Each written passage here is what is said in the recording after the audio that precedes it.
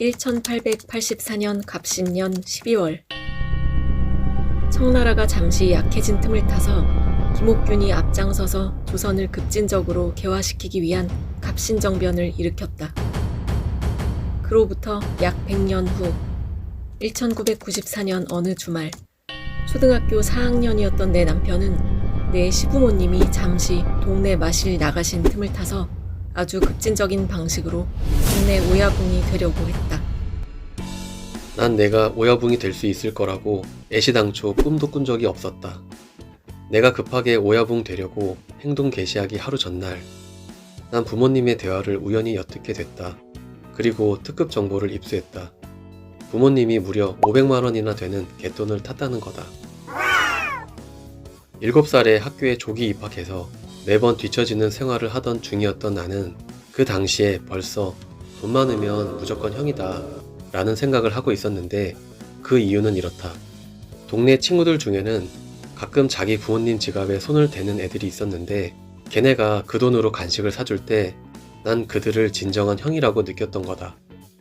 부모님이 갯돈 타셨다는 특급 정보를 입수한 날 난 동지들에게 그 소식을 알렸고 동지들은 입을 모아 한 건 할 수 있겠네 라며 쫄보 같은 나를 자극했다.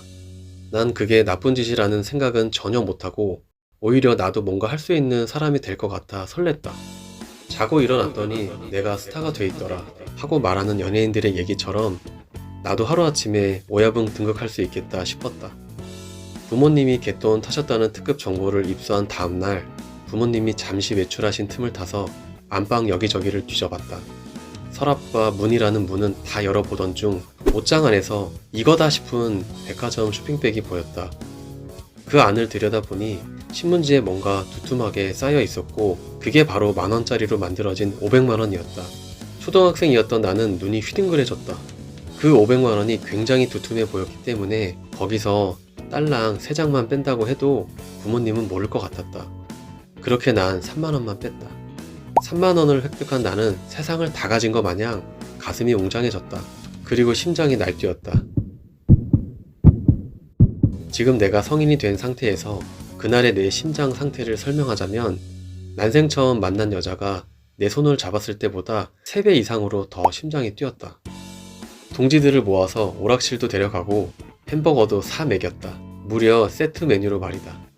기분이 너무 좋았다. 왕도 부럽지 않았다. 나의 급진적 오야붕 등극은 성공적이었다. 하지만 오락실에서 동지들의 빗발치는 자금 요구 때문에 정작 난 오락실에서 즐길 수가 없었고 자금이 줄어드는 상황이 걱정됐다. 그날 저녁 우리 4식구가 외출했다가 돌아오는 차 안에서 평소 말수가 적은 엄마는 뒷좌석에 앉은 나에게 갑자기 너 엄마가 모를 줄 알았지? 라며 없어진 갯돈 얘기로 긴장감을 10,000% 조성했다. 차 안에서 사시나무 떨듯 덜덜 떨다 보니 어느덧 집에 도착했다. 집으로 들어가자마자 아빠는 귓방맹이를 한 대 날리셨다. 그때가 내 인생 처음이자 마지막으로 아버지께 맞은 날이었다. 김옥균은 3일 만에 혁명에 실패했고 나의 오야붕 놀이는 12시간도 안 돼서 들통났다. 그렇게 칙살나게 혼나고 나서 나의 도벽과 허세와 탐욕은 사라진 줄 알았다. 그런데 다른 문제가 생겼다. 내가 나고 자란 속초에는 밭농사 짓는 분들이 많다. 동네 형들과 친구들 4-5명이 모여 옥수수 서리를 하기로 했다. 난 옥수수를 좋아하지 않는다. 담배 피우는 사람들끼리만 옥상에 올라가는 것처럼 난 단지 무리에 끼지 않으면 소외될 것 같아서 서리에 참여했다. 집에서 각자 봉지를 챙겨와서 서리한 만큼 담아갔는데 그걸 집에 가져가면 엄마가 취조하듯 어디서 난 거냐고 물었고 난 망설임 없이 누구네가 줬다고 했다. 간땡이가 부은 우린 옥수수 서리가 너무 쉽다고 느껴지자 좀 더 큰 물건인 수박을 서리하기로 했다. 그리고 다같이 수박 10통을 서리했는데 옥수수 10개와는 다르게 수박 10통은 농사 짓는 분 입장에서 서리가 아니라 너무 눈에 띄는 큰 도둑질이었다. 주인은 가만히 있지 않았고 그냥 바로 학교에 민원을 넣었다. 학교에서 운동장에 다같이 모여 조회할 때 서리했던 놈들 나오라며 몇 명의 이름이 정확하게 호명됐고 고학년이었던 내 누나는 누나의 친구들에게 쟤 네 동생 아니니? 라는 말을 듣고 엄청 쪽팔려 했다. 보통 운동장 단상 위에는 상 받으러 올라가는 건데 우린 전교생이 보는 앞에서 귓방맹이 맞으러 올라갔다. 그렇게 한동안 나의 도둑질은 잠잠했다. 하지만 나의 잠자던 탐욕과 도벽은 30살 넘어서 다시 살아났다. 경제활동에 재능 있는 여자를 만나게 됐고 그녀의 마음을 훔치기로 한 거다. 난 내가 먼저 전화를 거는 사람이 아니었다. 하지만 아내의 마음을 훔치기 위해 휴대폰 통화료를 무려 월세만큼이나 썼다. 아내에게 뻔질나게 전화를 걸어서 다른 생각을 조금도 하지 못하게 아내의 휴대폰을 독점하다시피 했다. 그런데 내가 아내의 마음을 훔치려고 했다는 건 착각이었다. 이미 아내가 먼저 내 마음을 훔쳐갔기 때문에 난 아내에게 하루에도 몇 번씩 전화를 걸 수밖에 없었던 거다.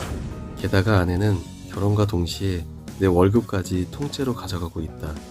아내는 대도였던 것이다.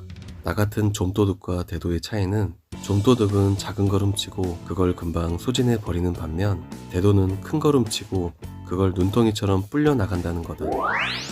내가 남편의 마음을 훔친 비법은 없다. 어떤 사람의 마음을 여는데 별도의 노력이 필요하다면 그 사람과 나는 짝이 아니라는 것만 알면 된다. 사랑하면 행동에 계산이 따르지 않는다. 그냥 직진하게 된다. 밀당해야 되는 사람이랑 결혼은 하지 말자.